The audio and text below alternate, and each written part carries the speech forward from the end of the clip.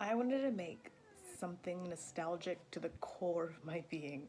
Growing up as a child, every Saturday, without fail, after swim practice for me, we would go to my aunt's house and have beans curry as a family, and it was fantastic. There was beans, there was rice, there was rotli, or roti as some most might say, a mint chutney, and a pickle, which really just all of it together ties in so well. And I really think is just like the base of where I learnt Indian cooking and like layering of flavors. It's just fantastic. So yeah, if you'd like to learn how to make this delicious feast, please keep watching. So I filmed 4 elements. First off, there's the mint cream, the zing zang beautiful contrasting flavor, chia carrot pickle. Basmati rice I didn't film, but it's the simple 1 to 1.5 rice to water ratio and works every time. We did fresh rotli and of course the vegan Gujarati Butterbeans curry. So, element 1, the mint cream, and honestly this one is so good. Feel free to pause here just to get all the ingredients that you need. This is a hack. I put my mint in the freezer so it lasts longer, but when you take it out it does go black with oxidization, but still tastes fine. So really easy here. All you need to do is pop everything into the food processor and give it a whiz. So lemon juice, chili, up to you of how much you want. And I didn't add the water in here because I kind of wanted to see the state it was in after the first few pulses, and after that you kind of can adjust it to how you would like. And I also wanted to make this a lot more green to really take home that mint coloring, so popped in some fresh spinach and added in some sugar to balance out the acidity. Always taste as you go because that's the only way you're gonna know. And it can last in the fridge for up to a week. Tastes good on honestly everything. Element 2, the chia carrot pickle. Again, pause here because there's a lot of ingredients to go through, but this lasts in the fridge for honestly 3 months. It's wild. So you're going to heat up your oil and flash fry the garlic, ginger, and carrots.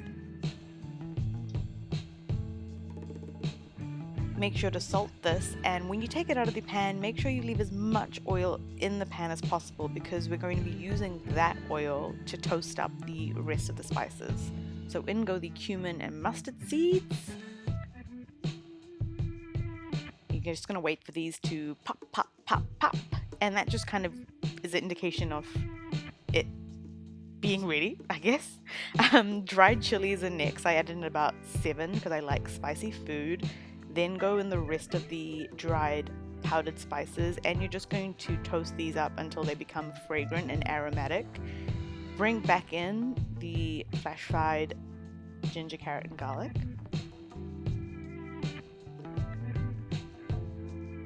And at this point you can turn off the heat and stir through the chia seeds, the lemon juice, and the vinegar. And there must be some science to it here, but I think with these ingredients it kind of creates this preserving agent. And if you haven't looked at chia seeds before, you'll see now, boom, wow, look at that. It just absorbs water. So yeah, bottle that up into a clean jar and you're good to go. So tasty. Next is the fresh rotli. And I was surprised at how easy this was. Just need flour, water, oil, and salt. The key here is when you put the oil in, you just kind of want to use a fork, and that will create a sand-like texture. And that just kind of evenly disperses the oil throughout the flour. And you have to use hot water. Again, there must be a science, but my Marcy told me hot water, so you know what? We do as the ancestors say, and hot water goes in. And you just want to stir that around till it kind of is coming together, and then at this point, your hands are going to get stuck in. I just use my fingertips to kind of bring them in together and knead. Just keep on kneading. And you'll kind of feel the texture as you go, as it starts to change. And once you can kind of feel it being a little more soft and supple, you can stop and let it do its thing for about 15 minutes. 15 minutes later, we're back. So you want to generously flour your work surface because that dough loves to stick to things. You also need to flour that rolling pin too. So I used 1 cup of flour, and that gives you about 4 average size rotlis, but I've done it before where I've used half a cup of flour, and that obviously then did 2 rotlis. So scale up, scale down for however many your heart desires. Will this turn out perfectly round? I know. But honestly, it really doesn't matter. As long as you are averaging around 3 millimeters of thickness and your rotlis can fit your pan, they don't need to be round. Just ensure when you're rolling this out that you dust each rotli with flour because, again, that dough loves to stick. Now, I did add oil in before, but if you have a non-stick pan, you don't really need to do this. We live and we learn. Now what we're looking for here are air bubbles, and this is how you know when you need to flip.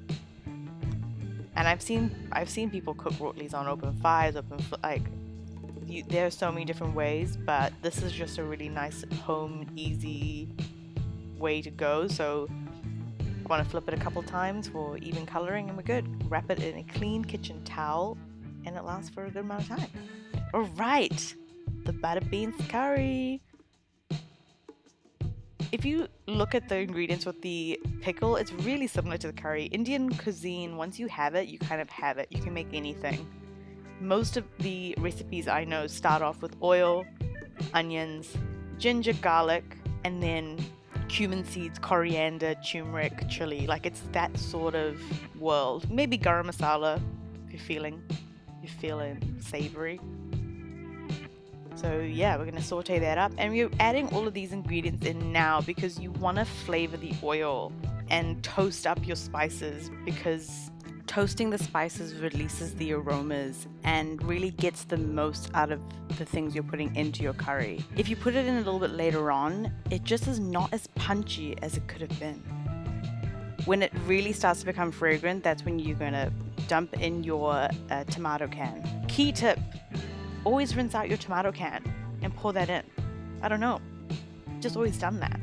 Then you just toss in your beans at this point, and you're gonna cook it down until it becomes beautiful and thick and luxurious and tomatoey, and oh, I really, really love this food, this cooking, this food. Oh. And there you go, a delicious vegan Indian feast. The mint cream, the pickle, the rice, the rotli, the beans. Oh man, this is taking me back. Was this a Saturday? Must have been. I mean, I don't only eat this on Saturdays anymore. But if you liked this video and this recipe, please subscribe. I will be making more plant-based meals, and I hope to see you soon. Bye!